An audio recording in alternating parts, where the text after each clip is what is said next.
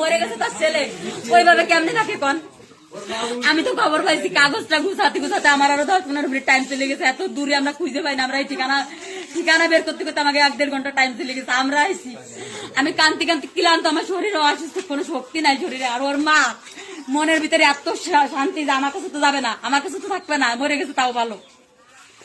ওর মা এডে ভাবে খুশি যে মরে গেছে তাও ভালো। কিন্তু আপনি কি তার স্ত্রী? জি। পরবর্তীতে তার নাম রাখা হয়েছিল? তার নাম রাখা হয়েছে সোহাগ। সোহাগ। জি। আপনার নাম কি? আমার নাম মমতাজ মিম। তারা যে দাবি করতেছে যে আপনার সঙ্গে বলে ছাড়াছাড়ি হয়েছে, এটা কি সঠিক? আচ্ছা, যদি ছাড়াছাড়ি হয়ে থাকে, আমাদের বাড়ির সব জায়গায় সবাই জানে যে সে সবসময় আমার কাছেই থাকে। মাঝে মাঝে ওই আশ্রমে মার কথা কয়ে যে মা অসুস্থ, এই কথা কয়ে যাইতো। ঠিক আছে, এই জায়গা কি করছে দোকানে সেটাও আমি জানি। রোজার মাসে যাই সেই ইফতারি দিয়েছে, বাড়ি করতেছি সে সবসময় মিস্ত্রির সাথে সবসময় কাজ করতেছে। দোকান দেয় কোথায়? দোকান আমাদের এখানে একটা তো সেই জায়গা কোদালি একটা আর একটা কোন জায়গায়? আমাদের গোপীনাথপুর। জি।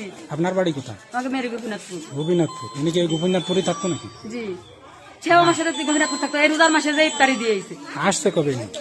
এই জায়গা আসছে রোজার মাসে ইফতারি দিয়ে পরের দিন চলে আসছে, আইসে পরশু দিনকে আবার বাড়ি গেছে, যাইয়ে আইসে আজ কালকে আবার যাওয়ার কথা ছিল।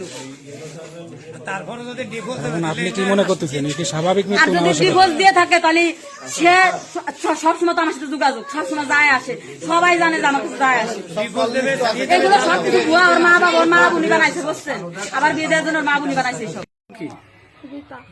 ওই দিদি মারা গেছে, আপনার কি হয়? ওর নাম কি? ও কি ঘটনাটা কি হয়েছে, মানে কি মারা গেছে কিভাবে বলেন তো?